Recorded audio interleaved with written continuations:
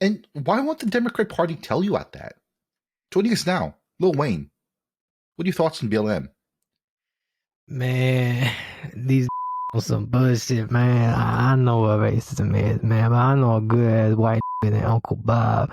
Man, that go walk in the room and see a 15-year-old kid with a hole in his chest, man.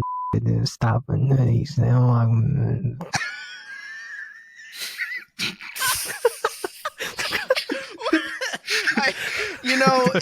it's funny because we're going to solve geopolitical issues here, but just looking back, and before I get moving to that, you are indeed listening to the Pink Boys podcast, where I don't know what to classify us as anymore, as anything but problem solvers. So we've solved the battle of the sexes. We've solved cryptocurrency.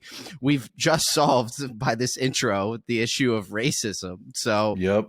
In a moment, we're going to be exploring, obviously, what's going on between two rival nations.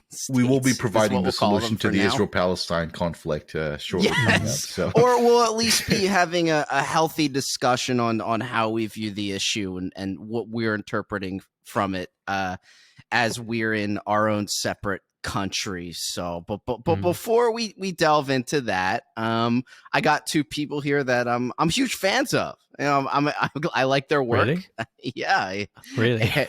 Yeah, myself and Tyson. No, I'm just kidding. We got our two guests. So how are you doing today? Hello. I am splendid, as they used to say, supposedly.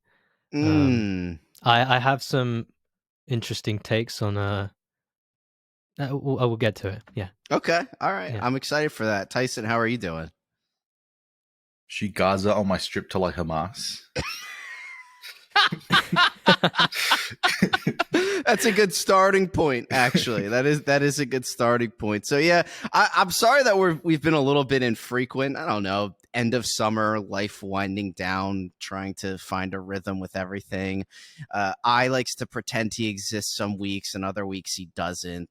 It would have been easier if he just gave me that MacBook in the first place, but that's okay. We're willing to move past that as a collective podcast, and we have an episode dedicated to certain things that I need to get out of my system and don't publicly grieve on air about. But without tending to that, I'll just say we got some topics today. I think some of it's kind of easing into the scary season. We will start talking about scarier and scarier things as we get close to Halloween. Maybe we could do scary stories again. We did that. Was that last year? I would love that. I would like that. Yeah, that would be really fun. Yeah, we should do that. I still have more that I didn't even tell from last time. Or I'll just retell Halloween, the same ones. I think. Yeah. So I guess we missed this Halloween. Did you guys do anything for that? What are you talking about? Was that 2 Halloweens ago that we 2 weeks away? We still have time. Yeah, what are you talking about? What's the day today? Oh, okay. What? Anyway, and why wouldn't they talk about that? I didn't know that. Does he know? I spent time in the quantum realm and experienced the past version of Halloween, but maybe we'll do something like that. I have been having some very surreal dreams as of late. So we can talk about that. I think me and Tyson had a very constructive conversation about that. Oh yeah, Ari appeared in my dreams in a really interesting one of my dreams. I didn't say anything about that. Oh, actually, no, you did. Yeah. It's so weird though that I was explaining this to Tyson the other day. When I have dreams, they're snippets. You know, random thing happens, then another random thing happens. Sometimes they connect with each other. Sometimes they don't. You know how seemingly like inconsequential or disconnected things are in dreams. When Tyson has dreams, he tells me about them. They're very narratively focused. You know, it'll be a cohesive story. Like I started out as this and then I became this and I struggled with this, and I'm like, oh wow, you have some pretty, narratively driven dreams. It's impressive. So maybe you should be a writer of some sort, Tyson. One of the lame ones that happened recently was I became like a massive Twitch streamer in my tree. Yeah, when I read that one, it's like a 2 live viewers, and by the end I was like getting 40,000 viewers. What game were you playing? No, I was one of those like IRL streamers, like Just don't like drama. Oh no. Just dropping ice cream so goods. Ice cream so good. Ice cream so good. Actually, little known lore about me. 2016 or 17, I actually bumped into Ice Poseidon in London, like right after a stream. And he was one of the most depressed looking fuckers I've ever met in my life. He was just He's sauntering like, around. what's up, dude? Yeah, what up, man? Hey. That's funny. You even knew who. I mean, I feel like he was even less, or was he more popular then? I feel like he was more. 2016. That was like his peak, wasn't it? Yeah, I think you might. I've been aware and kind of into Twitch since it was called Justin TV. Like, okay, well, like a real throwback. You were in it to win it. So yeah, I mean, for the games, unironically. All right, was he streaming at the time when you met him, or was he not? He literally just finished a stream. It was a London stream. Oh damn! Maybe it's still sitting around somewhere. It probably is, but you won't see me on there. I've seen him pop up on my feed kind of recently, where people are. I don't even know if this is scripted, but they come up to his face and dump, nondescript liquids that could be acid on his face, and then they chase him down. They're IRL stream snipers, I guess you call them. Yeah, I think it was a vial of feces or water or something that someone dumped on his head. I saw this one where this guy just ran up and pepper sprayed him. See, yeah, that's. Do you remember back in 2016 there was some like outroar over? There was some kind of like. Do you remember when not mansplaining, like manspreading was like first becoming a thing? Like the idea of like spreading your legs out.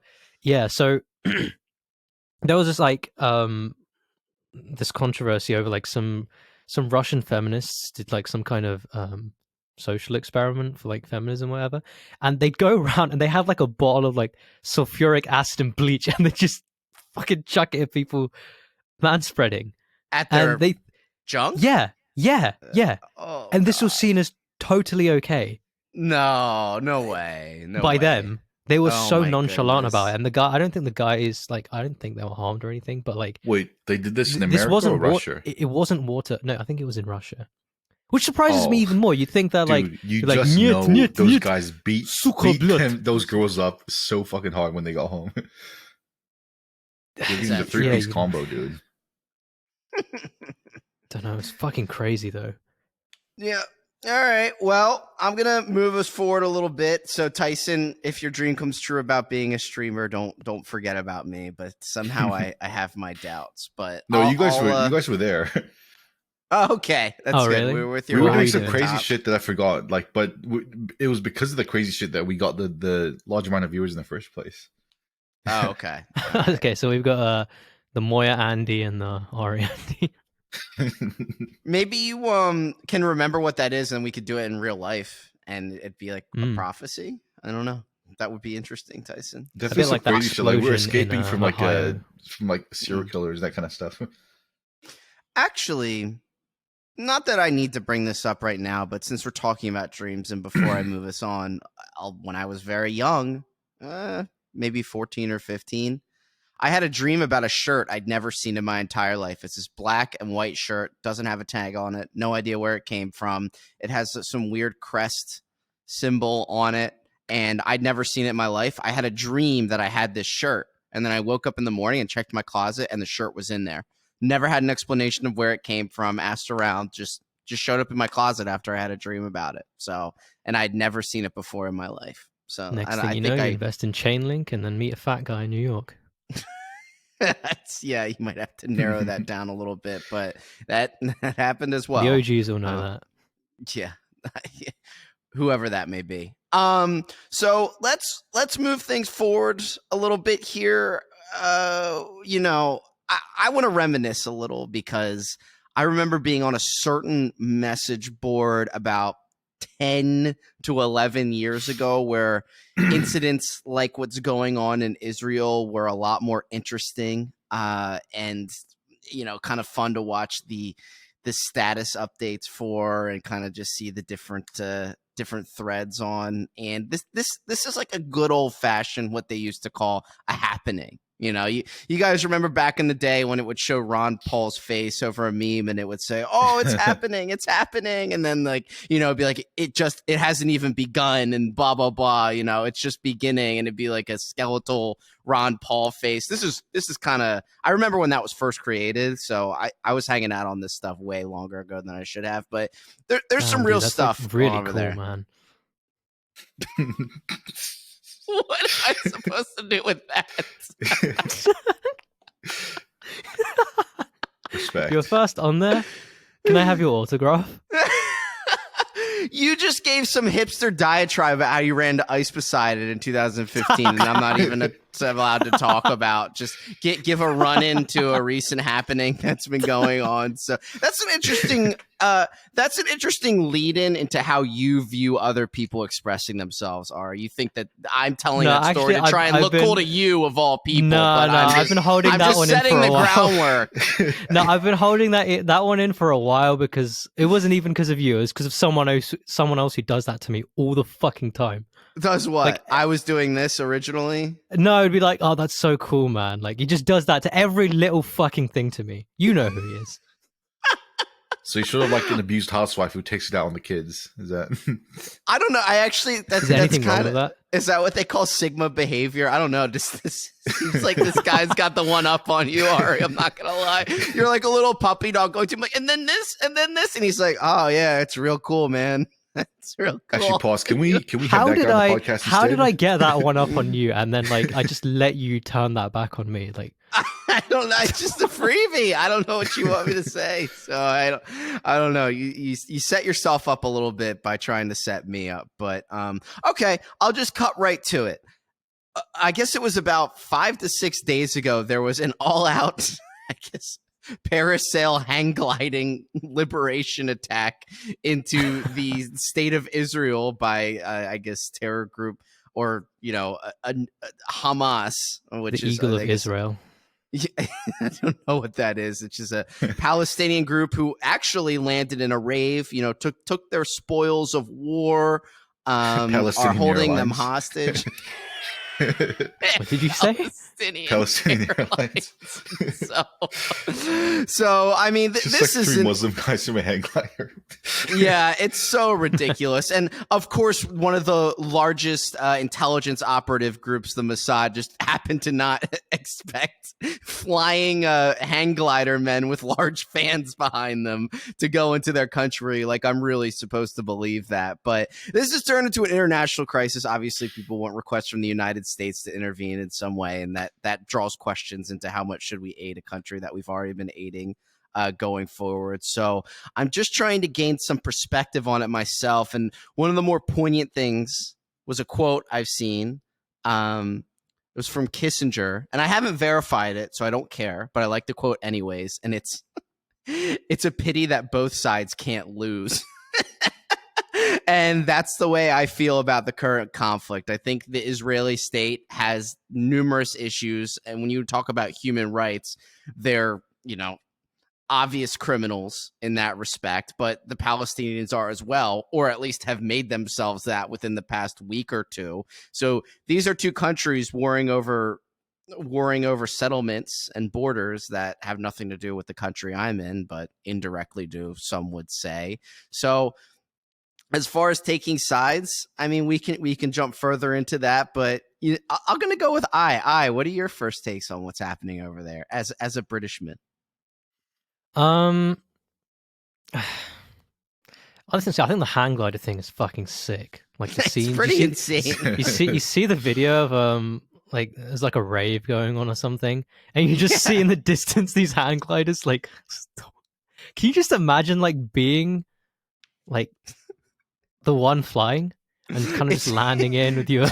It's like the Hamas Santa Claus, like on his sleigh. You know, it's just like Santa Hamas. I don't know who say it, but yeah, it is pretty ridiculous. You're getting ready to suicide bomb and just blow. This is building up. I think this is building up to like a ultra mega huge psyop like next year for the election. This does seem like to have some time. And I know you're gonna fucking hate me for even saying this word, but like, you know how like they're building up all this tension of like alien shit, sure, and you've got like this war thing going on and all that. No, no. Yeah. Okay, hear me out. I got a tight leash on you, but go ahead. Hear me out. So I think so. The threat of nuclear war is like growing, right? There's like real tensions in the air. I feel like at the climax of this, like some aliens or something, or maybe some blue beam shit's gonna happen. They're gonna like stop it and intervene, and then that's gonna be like some kind of massive distraction from the election or something. You see what I'm getting at? Like blue beam, but like I do think that this issue is given an opportunity to platform a lot of people for causes that they would have originally not gotten support for platforming. You notice that conservatives are able to go back on their neocon grind with impunity. It used to be a lot less welcome for Nikki Haley to be like, I love Israel more than you. You know, Israel's great. That used to be like a little distasteful, not what people were interested in. Now she can walk right up to Fox News and say that as much as she wants, and people are cheering for her. So it gives a different perspective to the conservative platform than what was previously thought to be had. But Tyson, what do you think? It's kind of disappointing because normally I would be like right on, like this would be right up my fucking alley, but I've never been more bored with something like this. Like it's just so fucking uninteresting. What would excite you? Men coming in on parasails or like hang gliders to engage in a literal world-ending biblical tier Revelations endgame Tears scenario. Dude, yeah, for someone who likes Kingdom of Heaven, the movie, you don't like the modern parallel of it, which is happening right now? If I'm being perfectly honest, I was more excited and I celebrated more when that leftist journalist got swagged on in New York City by that thug last week. He got stabbed. Do you remember that? What? Oh, that was... yes, I know what you're saying. That's because you're ingrained socially. That's a culture war thing for you. So maybe you find that more interesting. This isn't a culture war issue. This goes beyond that. What was the most enjoyable happening to you guys in like the most recent years? If you're bored by this, Tyson, I hate to see what you get excited about. Because for me, do you guys recall the 2020 riots? That was insufferable. Really chill. You could really chill and just watch the streams on those. Yes, you could live stream those. What was the last event that was really a good time. Yeah. But I actually had to live through that in a major city. And when people tell me there weren't riots, I want to crack them across the skull. And we had an inactive, lame duck president that people, for some reason, want to reelect, thinking he's law and order when he couldn't even bring law and order to his own country during riots. And they'll give you some dumb excuse that he did it for optics, which makes no sense because it's just one of his many campaign promises he didn't fulfill. Fucking Trump. But sorry, Tyson, dude, what was your... With this whole thing, like, it's really, really fucking obvious that Israel is just using this whole thing as a pretext to increase tensions with Iran. Like, the Mossad probably knew for a fact that this attack was going to happen, but they let this happen and they let like 20 of their guys get killed because that would mean that, oh, now we have the pretext to invade and destroy Palestinians for good in the future. And also they get to involve Iran in this because if you notice, after the attack happened, they said, "Oh, Iran funded this, so you got to free $6 billion of Iran's money that America is like holding in transit or something." So it's like you're so transparent in their ulterior motives that it's like, why do I have to play into this? It's just fucking boring. Israel does this all the time, you know. Well, they do this all the time, but not to a degree that's involved actual bloodshed like this. Usually there'll be some bus bomb that kills 18 people, or there'll be an encroachment on a Palestinian settlement, or they'll do the Zerg rush, like Nazi zombies Call of Duty thing where they rush the border at the Israel-Palestine border and get shot at with rubber bullets. That'll happen every once in a while. Yeah, or they'll shoot down the Palestinian kid flying a kite, you know? That's always epic as well. The kite runner? No, I don't. So, yes, I think this goes beyond that, though. I mean, the death toll is going to hit 1,000 soon. There's going to be some intervention, and I think it's getting a little biblical. But I not only think that they allowed it to happen, they in some part orchestrated it. I don't think Mossad sat back and went, "Ooh, they're going to fly in on their paragliders today. Like, let's sit back and let it happen so we have an excuse to turn the Gaza Strip to glass." I think they actually had an active part through underground insurgency and, you know, playing both sides to be able to help put it together. Really, I mean, this is the best thing that could ever happen for Bibi Netanyahu, their prime minister. He's been talking about this for as long as I've been paying attention to politics, 10, 15 plus years. So this is on a golden plate for him. He's secured himself election for years and years to come, and they're going to be able to expand even further from where they were before. It's just another like classic quote that it's not even a quote. I think I read it on Twitter somewhere, but it's really hard to be an anti-Semite, anti-Zionist when the people that they're against are just so thoroughly dislikable. Because I don't think Palestinians have really done any favors for themselves. I mean, what have they done on the world that dislikable though? Like they're just chilling mostly. I don't think they are just chilling. I think they've done some notable terrorist attacks worldwide. I think one of them was actually at the Olympics decades ago. The Mandalay Bay. Isn't Gigi no, that was Israel. That was Israel. What'd you say about Gigi Hadid? She's like half Palestinian, right? And like, you know, she came out of anyway. I don't know where I'm going with this. Well, I know what you're talking about, and I won't get into it because that'll reveal that I pay attention to pop culture, Kylie Jenner side of Twitter, which I won't do, Kardashian Twitter. But actually, more, you mentioned something interesting. You mentioned how like this made all the conservatives crawl back into their fucking neocon woodwork, right? And how, like everyone's back on their neocon shit. That seems to be what's happening on the surface, but if you look at it deeper, it's sort of like a shield. Like the neocons, you know that they believe it, you know that they love Israel, but a lot of people don't really care about the human rights abuses that Israel has perpetrated.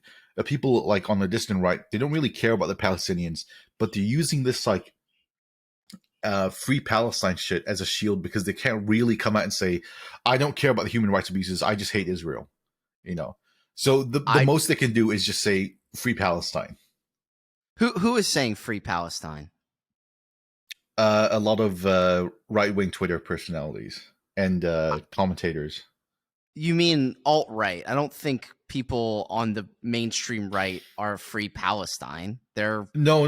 All pro-Israel. People on the right are the pro-Israel ones. But the people that are saying free Palestine, half of them are leftists who ironically do support Palestine for like the humanitarian reasons, but the other half don't really care about Palestine at all. They just want to use that as a shield because they can't come out and explicitly say, I hate Israel, you know?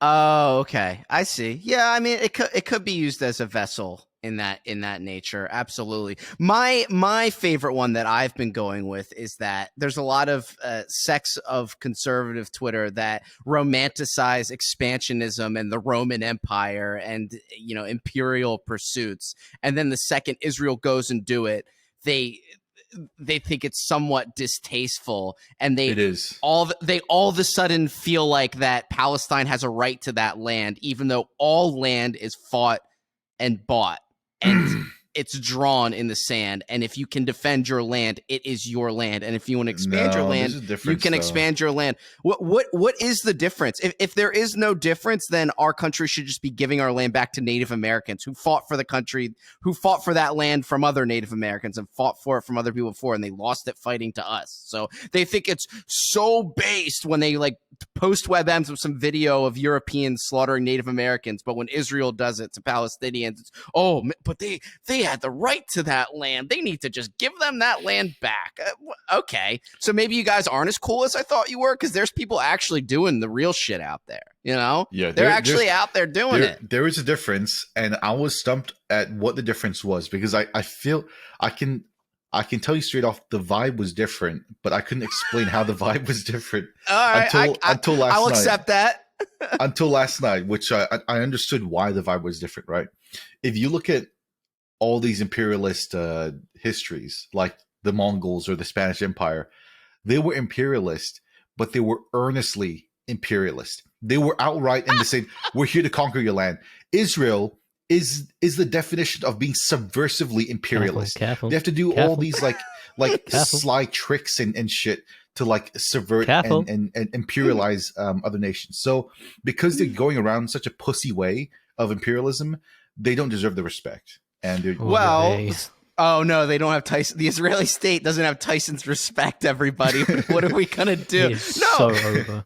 That's a good point, Tyson, but it's no longer true. I think they're going to be very blatant of their intentions going forwards, but I can see how there's a lack of honor. So I'll just I don't want to spend too long with what I'm about to say, but I'll just give my quick history as I know it, is that the Israeli state as a Jewish state isn't a ancient it's not an ancient declaration in the sense that the Balfour Declaration, which occurred around the late 1940s after World War II, was the European Union or NATO, or it wasn't NATO, it was whoever it was at the time, the post-World War II coalition gifting the people, the Jewish people, what they went through with the Holocaust, their own state, the Israeli state. And what better than that state to be than their ancient biblical homeland? So essentially, it's our obsession with Israel as Euro-Anglo-Saxon countries is based off the fact that this was essentially a vassal state for Europeans post-World War II that was gifted to the Jews, and they were supposed to occupy the majority of this state, and the remaining percentage, less than 50%, maybe around 40-something%, was for Arab occupation, Palestinian occupation. What's happened is that Israel has slowly, the Israeli state has slowly crept more and more and more into that Palestinian Gaza Strip area, making more and more settlements expanding outwards. That the original intention of their state that was gifted to them post World War II is much larger than what they originally had. So I'm saying is I don't care. I'm glad they are doing that. They can do that. If they can do that on a global scale, and they're able to learn, they're able to expand through military might and conquer their enemies. What am I supposed to say about that? That's ancient. That's rules of war. That's man. That's man in action in war.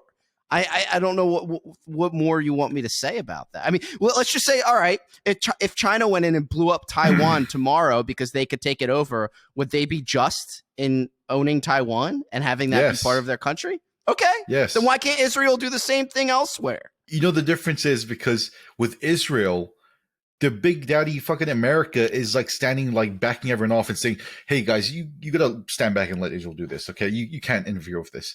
If Israel was using their own military might and expanding on their own, fine. But they're having their fucking like ally that they have contentious, I don't want to get into that, but their quote unquote ally do all the heavy lifting for them, which it's like, come on, dude. You're not doing it fair and really square. Imperialist. Yeah. Well, maybe those other countries should have earned the backing of the most powerful country in the world. Then maybe they'd be getting the same benefits. But instead, they want to fight in mud huts and bang goats or whatever. Earn the backing instead of controlling through the Congress. But okay. But. Is that what?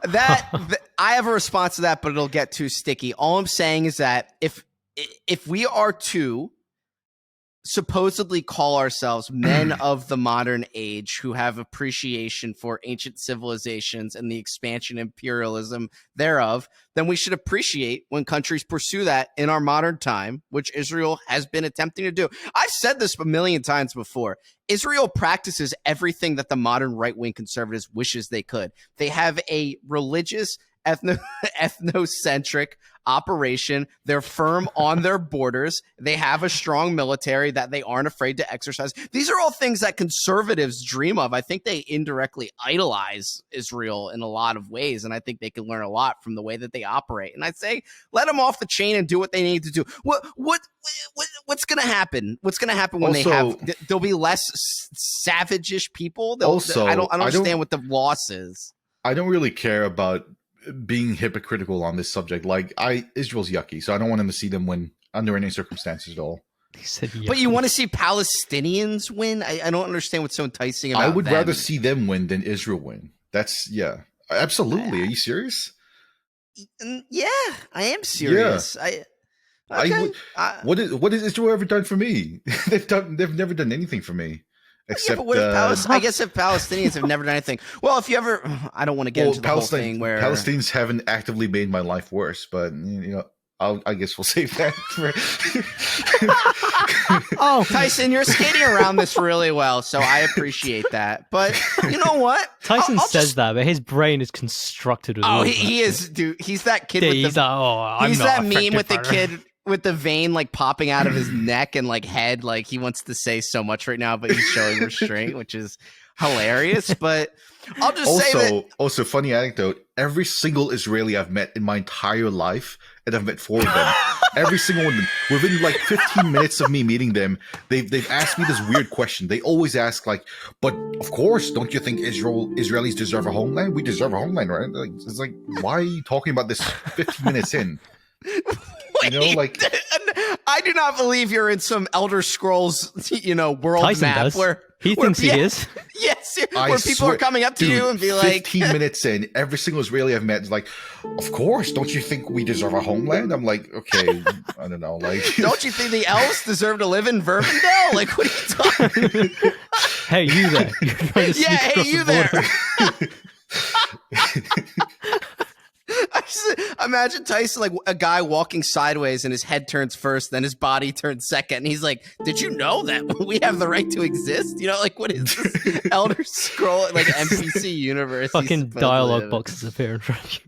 I'm sorry, but they are the more civilized nation and their culture is more adjacent to Western culture. And I would rather have them expand in the Middle East than Middle Easterners expand in the Middle East. I don't know what to tell you. I don't know Tyson, what to tell you. You really just gave me some fascinating insight into your brain there. I just realized the whole like RPG like thinking thing you've got going on. That would explain why you randomly just say internet words in response to a question. You know, you think about it, like, yeah, this is coming from the guy who just like randomly references the Necronomicon out of nowhere. Is that right?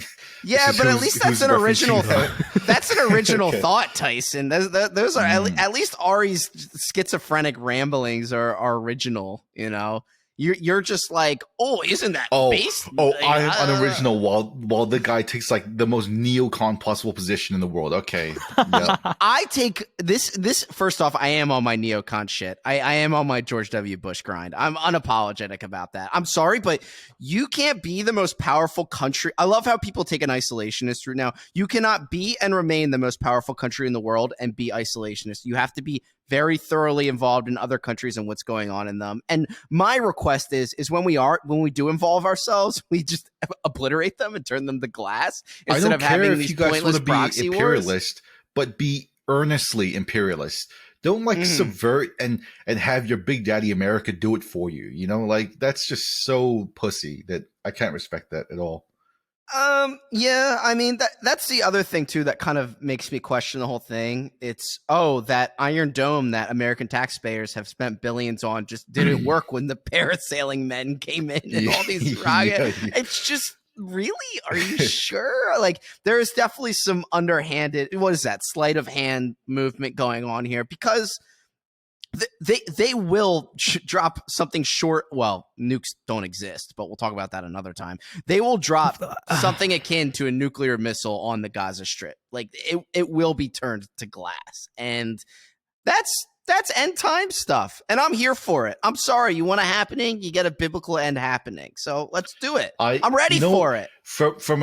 If you're coming at it from an accelerationist perspective, fine, maybe I can give you some ground there, but don't do the whole they're actually like Eppin based because they're doing what the right wingers want to do, but they can't. You know, like I don't think right wingers want to have 27 members of themselves in Israeli Congress, but it's okay. Sorry, but your last 4 or 5 sentences were coded.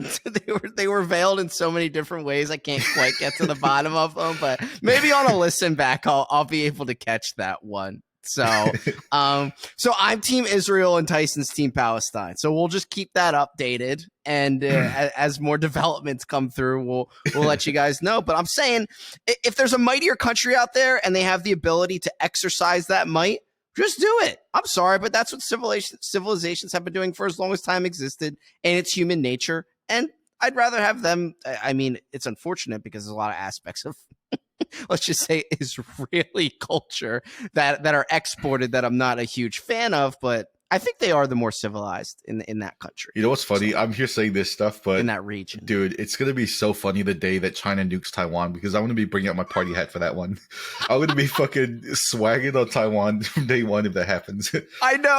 That's what makes me laugh about that. And you did admit the contradiction, which is fine, because that also has to do with your nationalistic tendencies towards China, which you shouldn't be ashamed of, like I am towards America. But you know, China does own it when they go for it. That is true. They're in it to win it. They're like, no, we hate Taiwan. We don't believe they exist, and I will kill them. Like, I want to kill them. Taiwan has no right to exist. Yeah, and they definitely have Big Daddy America on their side. Taiwan does, absolutely. So I don't know. But may the best man win. Is that what we'll say? Yep. So I mean, Russia went ahead and did it in the eastern bloc of Ukraine. They went ahead or Crimea or something like that. I mean, showing us how it's done. Yeah, so we live in an age where we might just redraw maps, and I think that's history, and I think that's interesting. So we shall see. More to come on that one. Any closing thoughts there, Ari? I think this isn't quite your dig, but you had a good comment there early on, so I'm willing to let you go on that. I love globalism. You're very that's very Londoner of you. You know what I mean? I just love globalism and multiculturalism and these things. And that's another thing is Israel believes in their gig economy. Yeah. Israel has a national identity that they aren't afraid to exemplify and show others. Yeah, I love it. Yeah, I love it. Everything about it. What are you gonna say? Yeah, it's really cool, man. That's really cool. So yeah, really cool. Lovely. You should come to London. You really should. As you're getting bombed, bring everyone. Ari. Everyone can come. Everyone come to the UK. Ari, you guys should offer like birthright for every Israeli to Brixton or the London, East London. That would be so. What is that? The little Israel of London or something? No, quite the opposite. Oh, okay. That would be interesting. Yeah. Okay. That's not bad. I guess on a side note, I like the twirly hair. That's pretty cool. On the sideburns. I used to have a yarmulke. I'm not Jewish, but I don't know. I had my hands on a yarmulke before. It's spelled Yarmulke. Actually, right now, in honor of this episode, I have a beret that I'm wearing that's from some like Israel, Egypt. I don't know, like is it sitting on security your head force front? Yes, it is. I actually look quite cool. My friend gave it to me when he was How's doing your facial something hair over looking there. right now? It's a little stubby. So okay. Why? Hey, never mind. So I'm going to move us down a little bit. I don't want to talk about something quite as serious right after that. So I think we'll consider that issue solved for now. So we'll wait and see what goes on from this point. But I see a topic from Tyson that stuck out to me here. And we spent a lot of time on that Israel conflict, which is good for us because we're deep thinkers and that's a deep subject. But Tyson said here, horror movies provide a false sense of security. You don't have to deal with anything real. You can just focus on some scary monster. It's cowardice. So what are you trying to say there, Tyson? I came up with, I cooked this one up last night when I was watching a horror movie, and I'm like, dude, which one? Real quick, which one? The Pope's Exorcist. Okay, go ahead. Yeah, and I'm just like, dude, anyone who's like really into horror movies, I feel like they're unable to deal with like real life situations. Like they would rather be chased by like some demon versus dealing with like trauma from their parents. You know, like that's just what I feel. Dude, because a demon's like easy to focus on. You know, you can. It's like, oh, a scary demon. I just have to run away. But then, what? I have to deal with the fact that I was molested. I can't deal with that. You know, like. Go ahead, Ari. I need a second to think about that. For that. I'm. This is annoying. I'm not sure if Tyson's making a good point here or not. That's how I feel every day of my life when I talk to him. I think there's something there, but as our trauma director, why don't you unpack that? Well, first of all, Tyson, I think there's a very easy way to make horror movies a bit less cowardy, I guess. Just take drugs before you watch them. I'm sure there's something that can amplify. Like imagine watching a horror movie on LSD. Like, surely that's got to be something, right? Maybe that's more down your lane, Tyson. I don't get what you mean, though, Tyson. Because what? Thanks, Ari. So what? I have a follow up. So I can't figure out what you're saying, how it's different from just escapism in general, such as I can't deal with X happening in my life, so I play bot lane in League of Legends in Feed. You know what I mean? So what about a horror movie makes that different? Because they can ascribe trauma that's happened to them to a monster? Not only that, it's like the lowest level of escapism. It's like you can't even have escapism in like a metaphysical way. You have to have like some obvious like visual scary monster. You can't even have the monster in like a no, but psychological horror. No, psychological horror would beg to differ. And the other thing I want to say is, so one, it's very difficult to actually like kind of inflict trauma on yourself consciously. I think I've said this before, but like, imagine a situation that has like made. Okay, put yourself in like a war zone or something. I don't know, your friends are dying around you. It's just not traumatizing at all, is it? But to like at a rave near the Gaza Strip, okay, right ahead. Yeah, but then you have like all these traumatized Marines out here that just need dogs. Like when they're like on the, it's the 4th of July or whatever. And what was it? Horror movies at least have like some kind of like reconciliation in the end. Like it kind of closes it up. So in that way, I think there might be something valuable there. Maybe. I do love the dichotomy of the veteran where they're the toughest people on the planet and don't mess with them, but also I need my little doggy to like walk into the mall-y. Like it's just so ridiculous to me. But Tyson, are you saying that like a horror movie should leave someone quaking and in a psych ward or something? Like what would? No, I'm saying the people that are obsessed with them are just like on the left side of the bell curve. So Tyson, you're having a little thought exercise that you unknowingly walked into one of my biggest, let's just say, expressions that you've yet to accept. And it's that movies in general are low effort entertainment that don't stimulate or challenge you intellectually at all, let alone help you cope with issues that have happened in your actual life. Your problem isn't with horror movies. Your problem is with the fact that movies are low effort content where you shouldn't ascribe anything to them involving artistic or intellectual merit. Anything. You could put more there. Again, as I've said this a million times, the deepest, most thought-provoking movie you can possibly imagine that's 2 hours long is not as deep as a Dickens novel. It's just not. And Dickens' novel is just the barrier to entry for being an idiot and reading. What's the one with that guy? Great Expectations. Great Expectations is deeper than any movie you could ever possibly watch. Is that not just going to be by virtue of leveraging like the reader's imagination, as opposed to like really forcing down someone one kind of? Yes, imagine you have to explore the depths of your own mind to draw conclusions after reading in a book instead of being so stupid that you need it to happen for you on a screen looking like a fat slack-jawed moron who goes to some cheesesteak place in New Zealand. Not everyone is as autistic as us, more like some people really are just kind of bland in there. No, just dumb and have no attention span, and they think movies are deep. And Tyson's brain, I don't think it's Tyson's brain is evolving right now. It is. Some people really just like your sexuality. It's on a spectrum, devoid of abstract thought, and it's not even about abstract thought.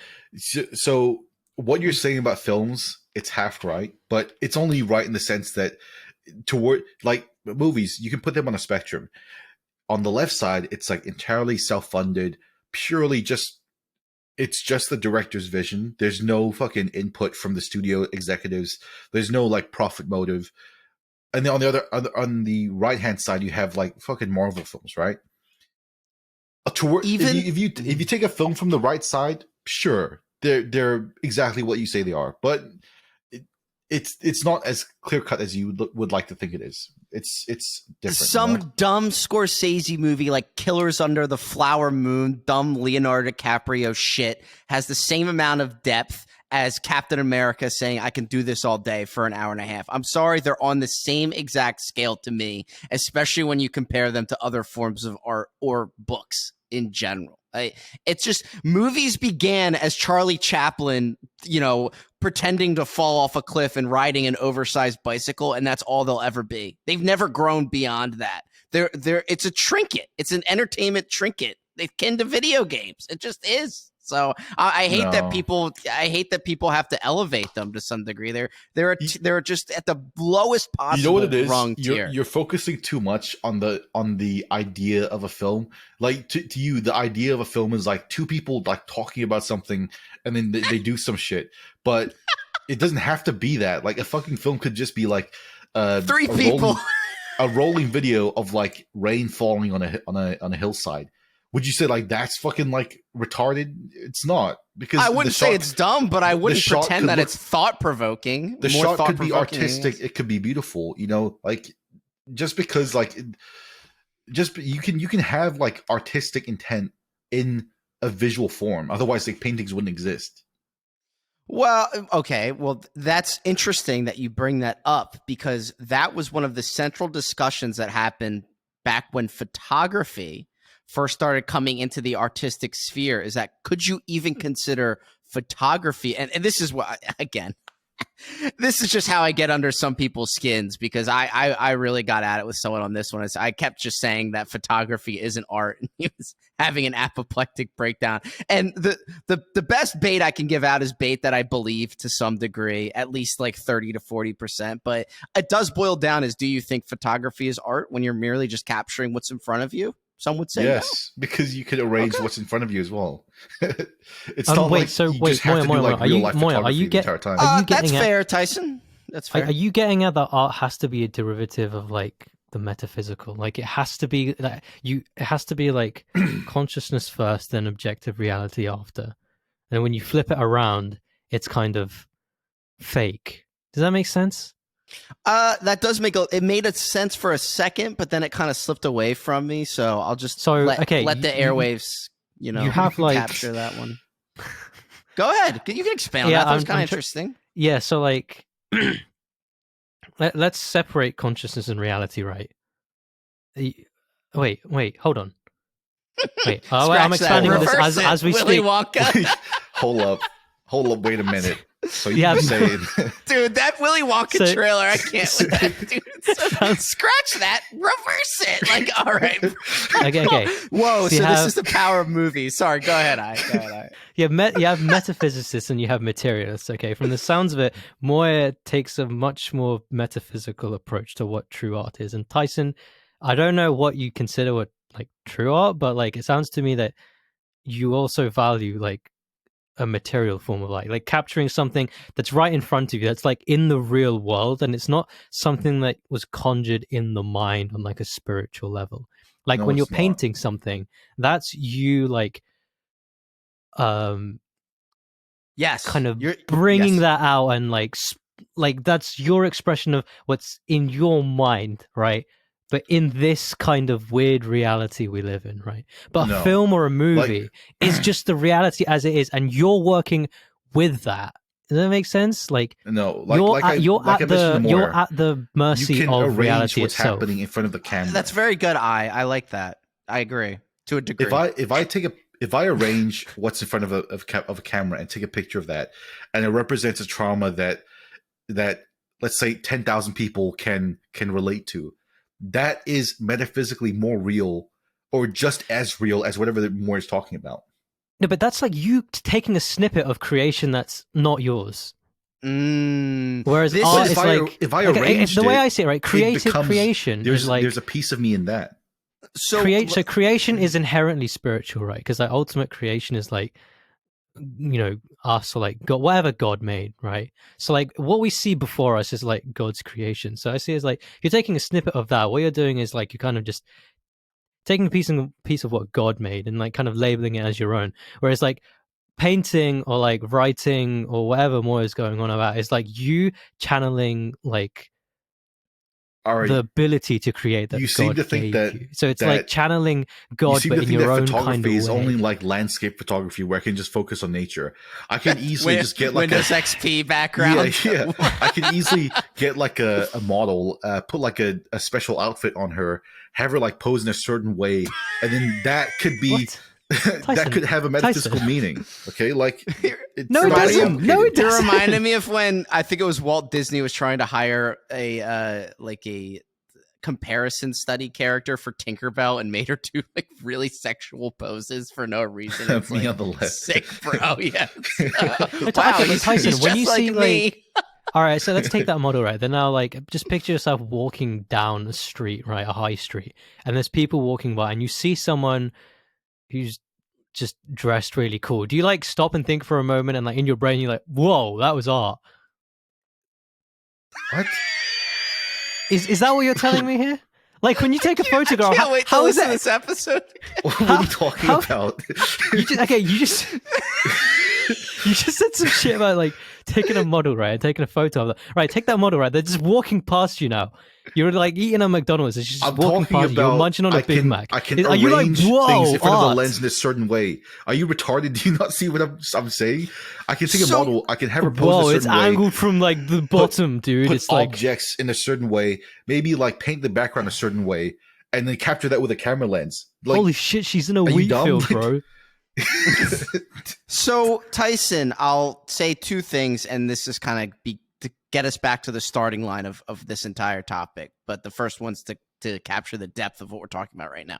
If you are interested in this discussion, a good way to get to the bottom of it is to research conversation and reception to when Andy Warhol's art started becoming popular, because his form of pop art was basically rearranging already existing pictures, making them different colors, kind of adding a modern spin to classical, I guess, pop art pieces. I mean, his most popular one, I think there's a Marilyn Monroe one, an Elvis one, and it kind of, and this is why conservatives are the dumbest people on the planet, because their idea of art is, oh, look at this Roman guard that looks really realistic to real life. This is so cool. This is what art used to be. Why can't we go back to this? Even though it's not thought-provoking and it's boring, and the fact that we can even have this conversation about what art is part of the intrigue. So I would look into conversation around Warhol and what they valued in his art and whether they even considered that to be art, because that was a huge conversation at the time. Is what he did was rearrange things like you're describing and change their color and make them repeat patterns. And some people said this is genius, and some people said this isn't art. It's like Duchamp, where he just took a toilet and rearranged it, and people said this is art. I mean, this is an ancient conversation. So Yep. That's a big pill that I had to take recently. Like, I used to think I was of that perspective that like shit like fucking a Jackson Pollock painting wasn't real art, until I understood that you have to factor in the artist's original intent, and you have to look deeper beyond like what you can see visually. Yeah, exactly. Mm-hmm. So as opposed to just like, for example, like a Jackson Pollock painting, you can identify the energy that he painted it with, just like you could identify certain energies in photos, you know? Yes, yeah, and that's opposed to playing at someone's like biochemical response, like, oh, Kumo, sexy. You're really Or to further that example, okay, this is the thought that just a simple Jackson Pollock painting could provoke. Compare that to, I don't know, Leonardo DiCaprio pretending to be from Boston for the 20th movie for the 20th time for 3 hours. I'm sorry, that's just not thought-provoking, true art to me, and I don't think it should be considered as such. That is entertainment. Do you see that if you agree that a Pollock painting can be art, by extension, you also agree that films can be art as well? You see that, right? Tyson, I think your notes, maybe a lower like the form notes of that it. you bring. I think the notes that you bring to this podcast, like the screenshots, I think that is more artistic than anything you've described. Yeah, pretty much. At least it's in the confines of his mind, right? Yeah. But I'll pull it back in, and we'll get back onto page 1 with this. So, horror movies around the false sense, some scary monster, it's cowardice. I think that people that are overly attached to horror movies are just thrill addicts. Really, they pretend to be jaded in life or can't get the enjoyment out of that they want, or are afraid to confront something like you're saying, so they express it through monsters and demons and things like that. It's a subject that's incredibly interesting to me, so maybe I use it as escapism. I feel like those kinds of people they tend to be the most fearful in real life in general. Like they'll label themselves as like, oh, nothing scares me or anything. But like the moment a firework goes off, like someone like shooting the blicky or something, like they're shitting themselves. They're like dying. They're like running in the street. They're like you know. But then you have battle scarred veterans of like the metaphysical like demon realms like me, who are just like, unfazed by like aliens coming in. You're like someone who says, "Oh man, when shit goes down, I'll be completely prepared. I got my gold and my guns and my this and that." That's you, except with aliens. You're like, when aliens come down, my anus will be ready. I'll be ready to get probed, and I won't be scared at all. I'm not scared. I know you guys. I know you guys know what I'm talking about. Like, you have people that are into horror movies, or like actually like they would actually throw up and like properly freak out if they saw a dead person in real life. Or I feel like, unironically, like those kind of the 12-year-olds that were raised on the internet, like watching gore. Unironically, I feel like those people are like the true like horror fanatics. Does that make sense? They're truly unfazed. And I know that's fucked up. Real life serial killers are the true horror fanatics. In a way, they are, because they really embody that. They really embody all of that stuff. They like, walk the walk. They walk their shit. Yeah, they no fucking if you think around. about it, a serial killer killing someone, he's just rearranging shit in a certain way. So maybe that's art as well. Hey, my dude's on something. Is murder an art form? Maybe that's why, they all have like these kind of unique tropes. What did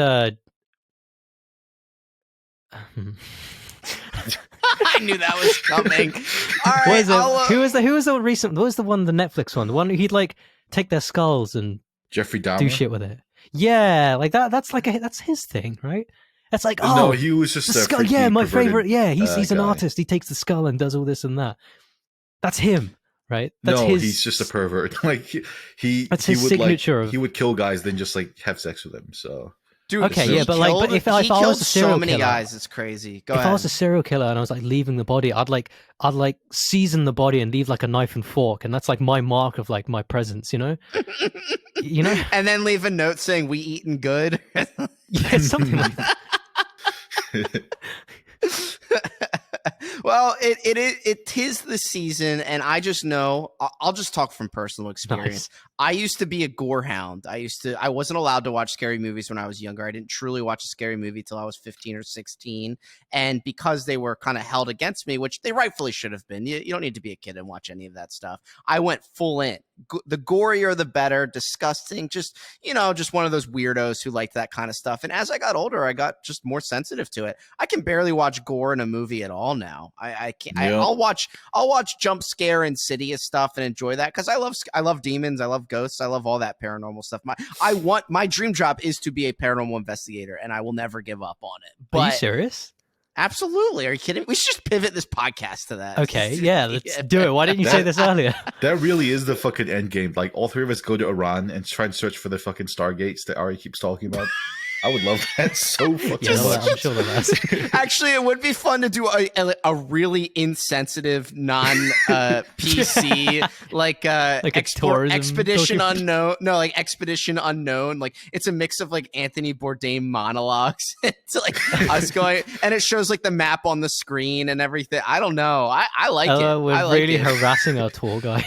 Okay, but where do you know? What do you know? Yeah, he's just been there for like 50 years.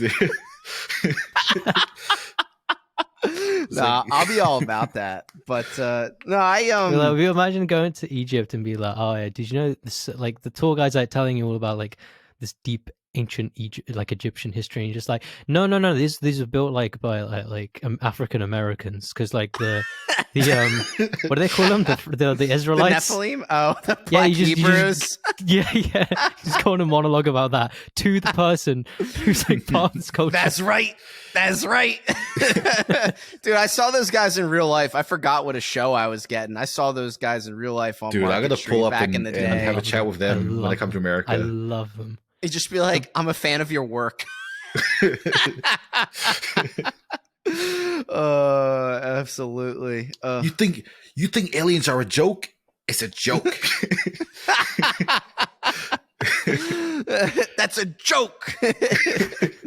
Yeah, that stuff wasn't bad at all. All right, then anyone got a final cap on horror movies and anything? I think the genre also symbolizes something that it manages to have something that we kind of fear. Sometimes we want to be subjugated. Sometimes we fear being subjugated. Sometimes, obviously, we fear being killed. But it's like, can you combat your killer? Can you not? You know, horror movies kind of delve into.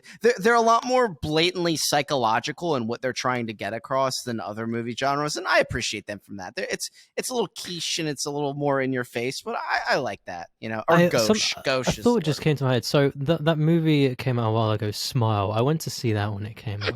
And it really pissed me off, because like throughout most of the movie, the whole horror aspect of it was very like psychological in nature. Down to the main character was literally a psychologist. So like for like 90% of the movie, it was like, it was very psychological, it was metaphysical. And then like in the end, they ruined the entire thing by materializing it as an actual monster. And it just took me out of the movie completely, like completely like broke the immersion. It's like, okay, you've like attached a face to this thing that I've been coloring in my mind now, and it's just not the same thing I had in mind. And now it's just, I'm not scared anymore. Yeah, that's because movies are generic. Movies are narratively rigid. They can only go in one single direction, and when they try to veer off of that, it's I want to look at the director in the eye and say, "No, you're wrong. You're wrong. Yeah. This isn't. You're wrong. This isn't what." It's unfortunate that so many low budget films have the coolest ideas, but they always fumble the fucking bag because the directors are just retarded. You know. What are you trying to say? Or like, Tyson, are you... No, I'm I just couldn't saying. tell if you were being sarcastic about something. I've watched like a lot of like low budget sci-fi and low budget horror films, and they always have the coolest ideas. Like I watched this one called The Endless, about this like Lovecraftian entity like fucking with people by putting them in time loops. But the director is just like so shit at making movies that he just doesn't know how to carry the film forward. Besides that initial idea, you know.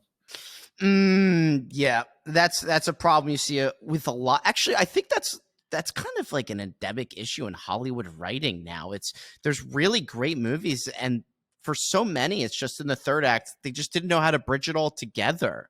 You know, and you know why? I think it's because they're afraid to do open-ended endings. You know, think about that movie. What was that movie where the guy thought he was insane? It wasn't Secret Window. The one with the light, Shutter Island. People still talk about, was he actually crazy? You know, even though he probably was, but I don't know. The ending of the movie like left a loop open. It's like the originator of it, The Sopranos, with the greatest show ending of all time, which people still talk about to this day, whether they hate it or like it. Movies now try and complete that loop, and the thing that's completing that loop are the writers or directors' ideas. Why not leave it open to interpretation? Because that allows dialogue and a little creative thinking, and people will respect you more for that. But it's risky to do that because you're not writing it out and putting a bow on it like people think they want you to. But moviegoers are the dumbest people on the planet. So I like to ask if you can I like to ask if the world building is good enough that you could dream yourself living in the world and having that narrative kind of carry throughout your entire life without it kind of diminishing at any point. What did you just say? So can you like place yourself in that world and like have the kind of overarching narrative like not diminish over time? Like, are you able to continuously keep asking? I guess it kind of ties into the whole open-ended ending thing you're talking about. Like, can you keep asking questions? Can you keep thinking about it? Or is it just I frequently self-insert in the One Piece universe all the time. That's not a terrible way to. When I had a crush, my first crush ever was Misty from Pokemon. And before I went to bed every night, I would think about a story where I self-inserted myself as, who had all the Pokemon and, beat someone and rescued Misty. And then I would fall asleep. It'd be like my own lullaby, I mean, if you take the movie Smile, where it's like this kind of the horror thing, whatever the fuck this demon thing is, kind of latches on from person to person. So you can kind of see this demon kind of going on and on and on. You can keep asking questions and it can keep going. It doesn't have to, and now that's not to say that like a movie can't end. It's just like, are you thinking about it? Where's the mystery? Okay, here's a good one. One of my and this is stupid that I feel this way, but I can't resist it because I just loved it when I saw it in theaters for the first time. Me and my friends still talk about it to this day. I love the horror movie Insidious. It's kind of campy, it's kind of stupid, and obviously it's trope reliant, but I liked it. I had a lot of fun. It was scary in a jump scare kind of way, and I enjoyed that. And it had ghosts, and it got along without having to do gore, and I'm always a fan of that. It couldn't tie itself together at the end. It didn't know how to finish it off. And once you kind of figured out what the twist was, not really a twist, or once you figured out where the plot line was going exactly, and a lot of horror movies tend to do this. Like, then we'll just make everything scary at the end. A guy jumps out and scares you here and scares you there, and it's just scary everywhere, which, you get a sensory overload and it's not scary anymore. The mystery is kind of gone. I think a lot of movies suffer from that, and horror movies do too. They can't keep that tone going the whole way. They don't know how to kind of like tap into that finale that doesn't remove the mystery that scared you in the first place. You know what I mean? Yeah. And you know what? Perpetual You know spooky. what? That is one of the reasons why you shouldn't support Israel, because Israel has a lot of people that are grandfathered into the Hollywood industry. They get their grandsons a job in Hollywood, but they have no merit. They don't deserve to be directors. So that they don't. It's just full of dumb people. If it was a real meritocracy and not full of Israelis, then we'd probably see better movies. But tell me more about this. This is really interesting. And you know what? That's another reason why, honestly, in a way, people love to say. Again, I love bashing from the right. I really do. Where people say we should be collectively, within our own cultures, we should help our own cultures, our own races, etc. That's what they do. That's what Israelis do. They are the masters of nepotism. That's why they are successful in a lot of different industries, is because they look out for their own. Imagine if we did the same for ourselves. Imagine where we would be, but we don't. We decide to just be to take it out on them. We decide to take it out on them. I carry my generational trauma too and inflict it on others. Yeah, trust me, we know we're subject to that. But it's really funny though when I'll just say it straight up. People obviously love to make a lot of passing comments about, Jewish power, the Jewish creep in various industries. We'll say finance, whatever. I'm dancing around it, but it's indisputable. Dancing, are you? Yeah, I'm saying some people say Where this. Are you some dancing? people do. Some people, yeah, right. Yeah. some people did something. I'm just saying, some people did something and it was terrible. Ilhan Omar.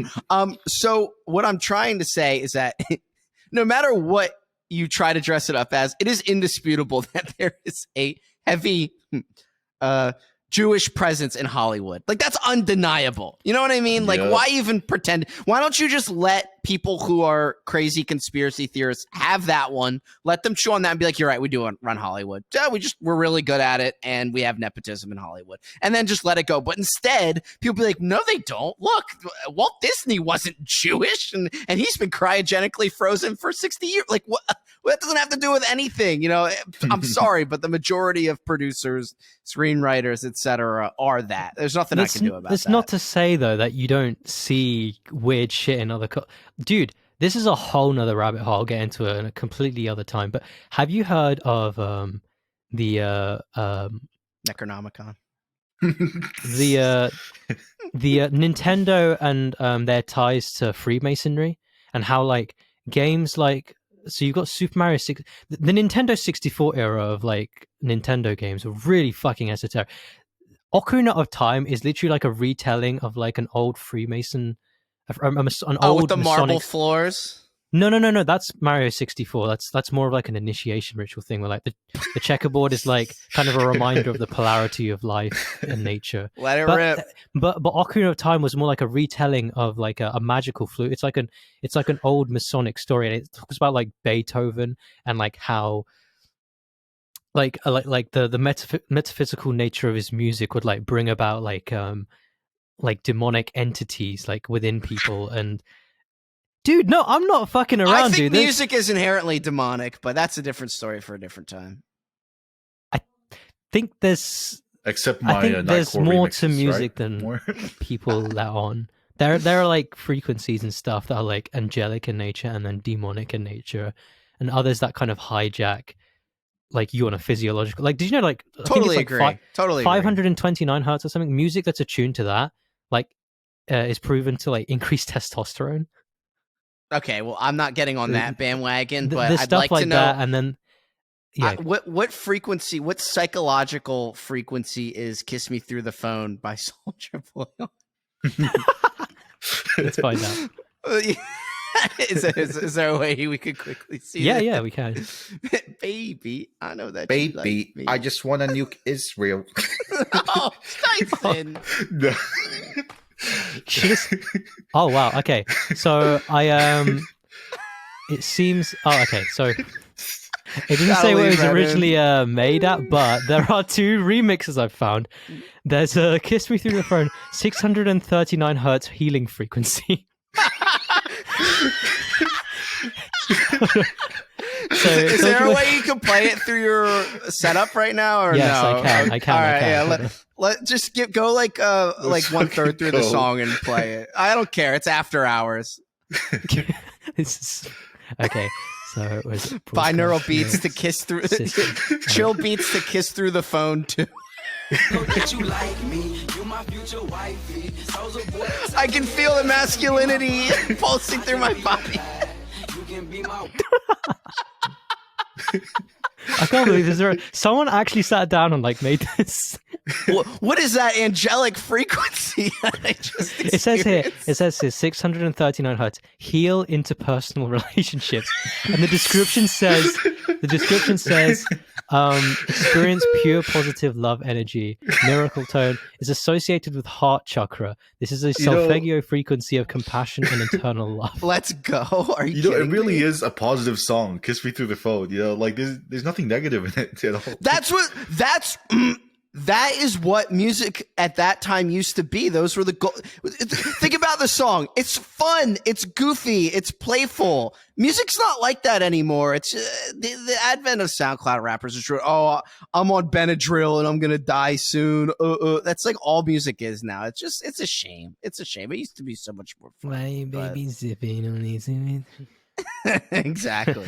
All right, you guys got anything? 3 shots. Let me show you how to turn it up. Listen, I need to wrap this up immediately. I just want to say, Tyson, you did a good job. That's a tough subject, Israel Palestine, and I think you were restrained. And I noticed that, and I respect it. So until what you just said about 2 minutes ago, but other than that, you were doing great. So, does anyone have anything else on the way out here? Anything quick? Watch anything fun lately? Any good thoughts? I'm gonna start watching that Steven Spielberg documentary on aliens. It's a pretty big deal right now, and I think it's significant. So for those that aren't caught up on the A lore, Spielberg is actually a significant figure in the scene because he has very real ties to like the big boys and the real lore. Like fun Greer? fact. No, Spielberg. Donald. Yeah, who is he tied to? Who are the big boys? Oh, so it's okay. So in terms of like figureheads, you've got like Gary Nolan, you've got like Jacques Vallée, you've got the Pentagon, CIA, Dolce Air Force Base, NASA. All so fun fact. Close Encounters of the Third Kind was almost not released by the direction of NASA. They really didn't want him to release that stuff. Yeah.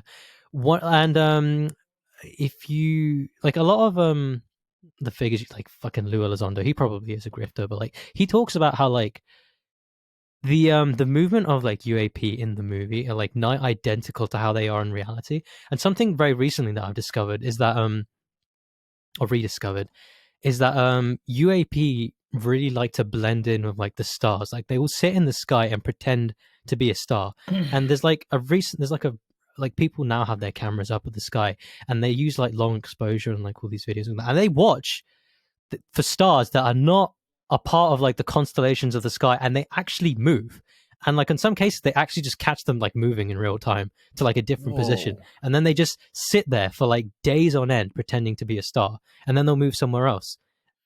Like they'll literally like go up, left, right, and all that, and then like comfortably sit down. And in the movie Close Encounters of the Third Kind, that's exactly what they do.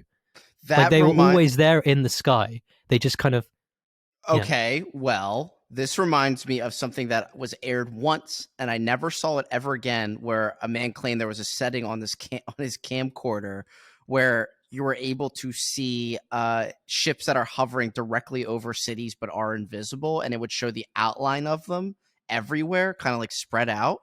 It was incredibly interesting. Ships? Yeah, you wouldn't see definition on them, but just weird, transparent outlines of what looked to be ships over cities, and I never saw it aired ever again. And what you're talking some about, kind of infrared camera. yeah, it was some setting on a camcorder, but I never saw it again. They just make the flat Earth real. It'd be so sick if it was real. It reminds me. So a few years ago, there was a Chinese phone called the OnePlus 8T, and it had a cool gimmick on its camera where like it was supposed to be like an infrared thing for like a filter. Someone discovered that if you like go into the settings and like you use a certain filter, it like does some kind of thing or like overrides what it's supposed to do, and like the wavelength of like white light that it sees kind of goes beyond infrared, and it can actually like start seeing through certain materials. So like they tested, there was a whole controversy about this, but you could like see through clothes. Like they'd like point the camera up at like a person and you could like see into their underwear, or like you point it at plastic, you can see the internal components, like that kind of thing. You don't believe? Look it up. It's like OnePlus see-through camera. X-ray. What was that crayfish boil tagline? Like smell it through the phone. Smell the underwear through the phone. What are you talking? Is that something that was an invention? Talking about the Louisiana crawfish boil.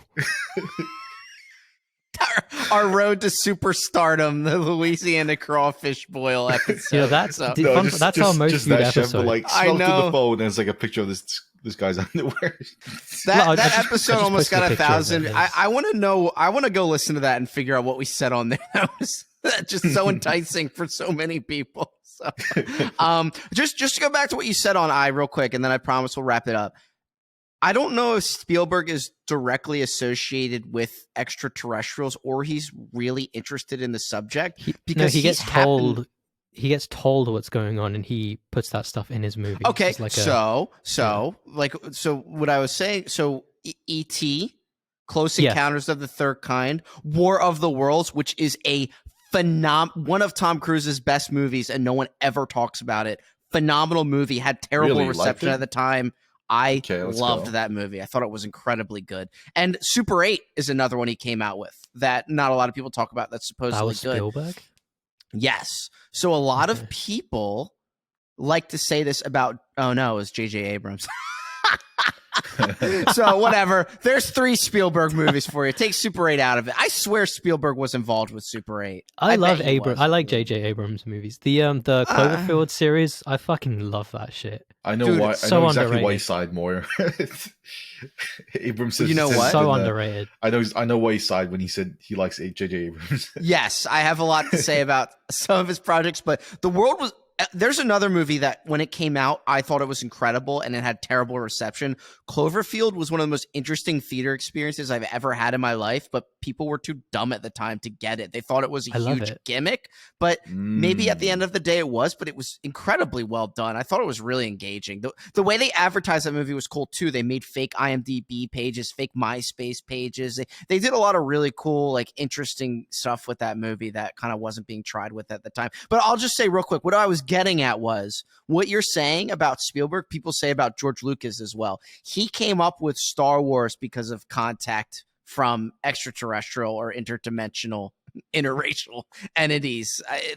That's what people claim. Like he got the idea for. I was just joking. So like the stormtrooper helmet and the concept of Darth Vader and a lot of this supposedly like came. And it's interesting because he hit such like a cultural pitch that's reverberated for decades since then with his ideas from Star Wars that you might think that the ideas could have come from him from elsewhere. Do you think that's why like aliens are partially like such a phenomenon like within pop culture is because it kind of plays to something that exists in us subconsciously? Absolutely, without a doubt. I don't know if it is our creators or something. Escapism for sure. Like that's not I think it goes. I think it goes for me because like all right, you say a lot of stuff about aliens, and I'm honestly like with you for I think like 30% of it, just off the fact that I hope you're real, so that they can introduce us to the fucking intergalactic community, and I can like LARP as like a Star Wars character. It'd be so fucking sick. I think that's a really gay reason to be into aliens. I think the reason why I'm into aliens is I love humanity and I want to learn about human origins and like God and our planet, not because I give a shit about what's going on some other gay grey planet. That was like some pretty weepy gay bullshit you just said, Ari, but I guess I appreciate it. Do you not find interest in like love human humanity so much? No, not as in like not in that way. Not in that way. I want to know about like how we came about. Just kiss me through the phone, yes. All right, you need some healing frequencies, you two. Yeah, you didn't listen to enough. I was just gonna say this, but I really want you two to watch the Jordan Peele UFO movie and just get back to me on how you guys liked it.